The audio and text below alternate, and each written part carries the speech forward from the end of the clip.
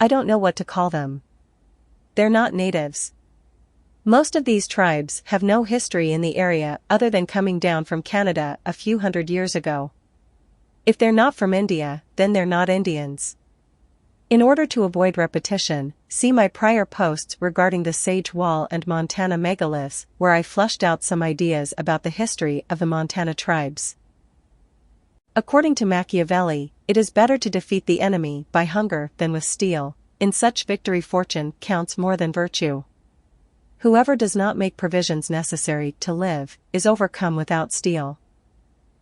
In reading the following from Montana Indians, I can't help but suspect that the Bison were intentionally driven to extinction as a warfare tactic to starve the tribes into submission. In 1865 and 1868, treaties were negotiated for their land south of the Missouri, a river that runs through Montana, but were not ratified by Congress. In 1873 and 1874, the Blackfeet southern boundary was moved 200 miles north by presidential orders and congressional acts.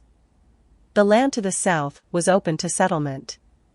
During the winters of 1883 and 1884, the Blackfeet experienced unsuccessful buffalo hunts.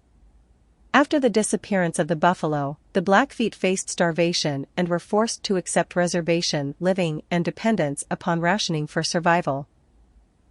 In 1888, additional lands were ceded and separate boundaries established for the Blackfeet, Fort Belknap, and Fort Peck reservations. In 1896, an agreement was once again made between the United States government and the Blackfeet tribe. This time, the United States government was asking for the sale of the Rocky Mountains, which bordered the reservation to the west. It was believed that there were valuable minerals there.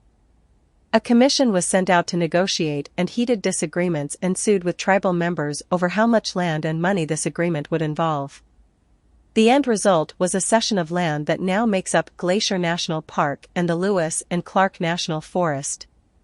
Today this agreement is still in dispute over how much land and money was agreed upon. The Blackfeet tribe still holds some rights in Glacier National Park and in the Lewis and Clark National Forest. While some of you may think of me as Captain Obvious, I'll offer other possibilities as to what happened to the bison for members. That being said, the Blackfeet also drove bison off the cliff at Headsmashton through the 19th century. When you learn about the accounts from a couple centuries earlier in Spirit World, Terminalia, it's difficult not suspect the worst.